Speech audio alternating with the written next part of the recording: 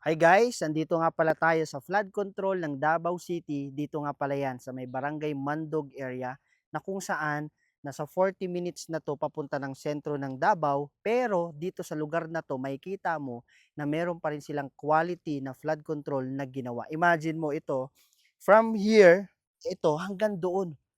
Napakahabang flood control nito guys. At kung mapapansin mo, sobrang quality talaga nito. Kasi nga, ito yung magiging pundasyon para sa pagtaas ng ilog dito sa Davao River. So ito nakikita nyo dito sa side na yan, yung tubig na yan. Yan guys ang Davao River na nagkukonekta sa lahat ng lugar dito sa Davao City. Ang maganda dito sa flood control na to, pwede ka bumaba. Ayan o. So meron silang ginawang parang daanan dito sa area na to at may butas. Probably, pag umapaw yung tubig dito sa ilalim, dito, pag dumating dito, may mga tatagusan pa rin sila. Ayan o. So, ito yung flood control dito, guys. Napakaganda. At tanaw mo yung ilog ng Davao River. Ayan o. At mayroong mga improvised na hagdan pala dito. Probably, merong mga nakakababa dito sa ilog. Siguro yung mga nangingisda, mga residente na matagal na dito, katulad na lang doon, ayan o, di ba? May naliligo pa doon o nangingisda, makikita mo. So imagine mo guys, napakaganda dito. Ayan o. So imagine mo, ang ganda dito sa flood control nila. So makikita mo na quality at hindi tinipid ang area na to. Okay? Let's go.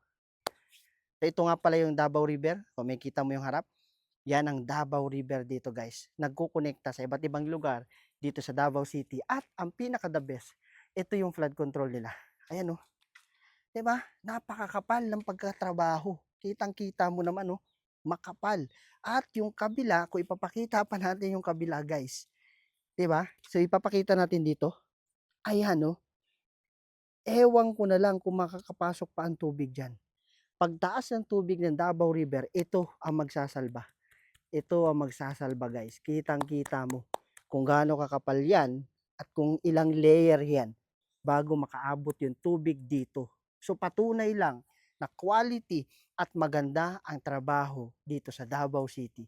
Kaya sa mga tao na hindi pa rin nila matanggap na maganda ang mga proyekto dito sa Davao City, dito pa lang guys, kitang-kita mo na hindi magsisinungaling ang video na napapanood mo ngayon dahil dito pa lang sa area na to talagang masabi mo na the best at quality na flood control.